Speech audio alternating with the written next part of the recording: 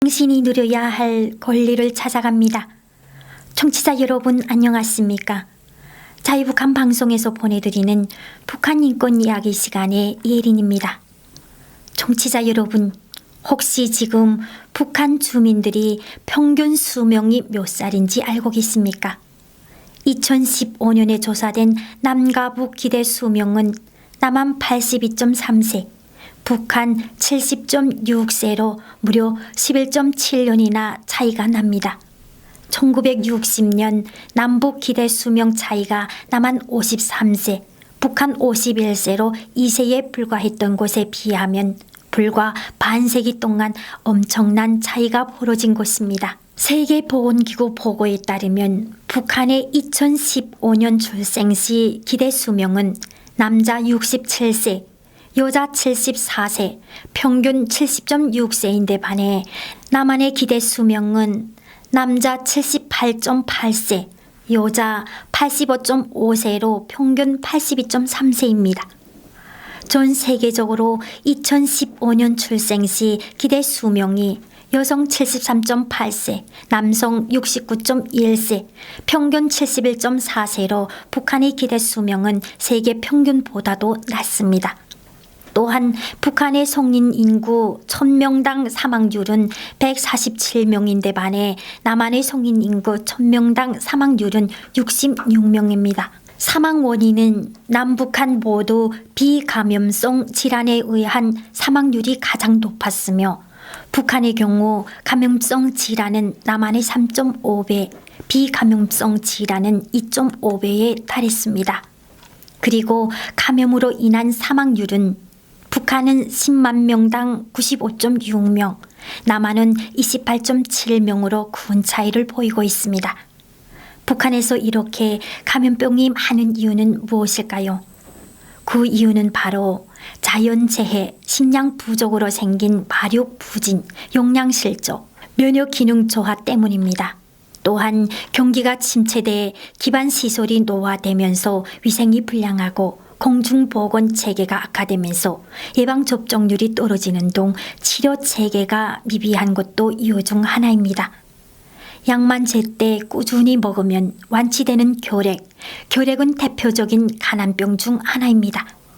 그런데 이 결핵 발병률이 북한에서는 매우 심각한 수준입니다. 세계보건기구에서 발표한 2016년 세계결핵보고서에서는 북한을 결핵 부담과 다재내성 결핵 부담이 높은 30개 국가 중 하나로 선정하였습니다. 또한 2015년 북한 내 결핵으로 인한 사망자 수는 1만 5천 명이었으며 결핵 환자는 14만 1,000명에 달합니다. 2014년 북한의 결핵 유병률은 남한보다 5배 이상 높은 것으로 나타났는데요. 남한이 10만 명당 101명이 결핵에 걸린다면 북한은 10만 명당 561명이 걸리는 것으로 추정되고 있습니다. 또한 2005년에서 2008년 질병관리본부에서 실시한 북한 이탈 주민 건강조사에 따르면 청소년의 35.5%, 성인의 24.6%가 기생충에 감염된 것으로 나타났으며 이는 남한의 약 12배 이상에 달하는 높은 수준입니다. 북한의 기생충 감염률은 남한의 7, 80년대 수준인 것으로 추정되고 있는데요.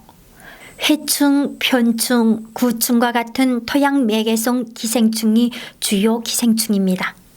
토양매개성 기생충은 전 세계 24%에 달하는 15억 이상의 사람들이 감염되어 있는데 이러한 감염 사례는 가난한 국빈층 사회에 영향을 미쳐 열대지방 및 아열대지방에서 주로 발생하고 있습니다.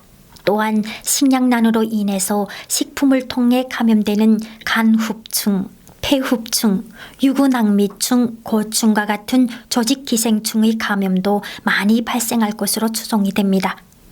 2017년 세계기아지수에 따르면 북한은 28.2점을 기록해 심각한 수준에 해당합니다. 반면 한국은 굶주림이 매우 낮아 점수가 계산되지 않았습니다. 북한은 1990년대 중반부터 전국적인 식량 부족을 겪어왔으며 자체적인 식량 생산 능력이 부족해 전체 인구의 4분의 3 이상이 식량이 불안정한 상태에 놓여 있습니다. 북한 주민은 스트레스라는 단어를 최근에서야 접하게 되었는데요. 탈북자들은 남한에 와서 스트레스나 심리적인 이유로 질환이 생긴다는 개념을 접했다고 합니다. 그러다 보니 불안, 우울의 증상이 정신적인 것이 아니라 신체 증상으로 여기게 되는데요. 북한에서 정신과는 정신분열증 같은 심한 정신질환 환자들만 간다고 생각하니 북한 주민들은 신체 건강뿐 아니라 정신건강 상태도 취약한 상태인 것입니다. 그렇다면 북한 주민들의 평균 수명을 늘리고 용아 사망률을 낮추는 방법은 무엇일까요? 무엇보다도 식량난을 해결해 용량 상태를 개선하고 보건 의료 체계를 정상화해야 합니다.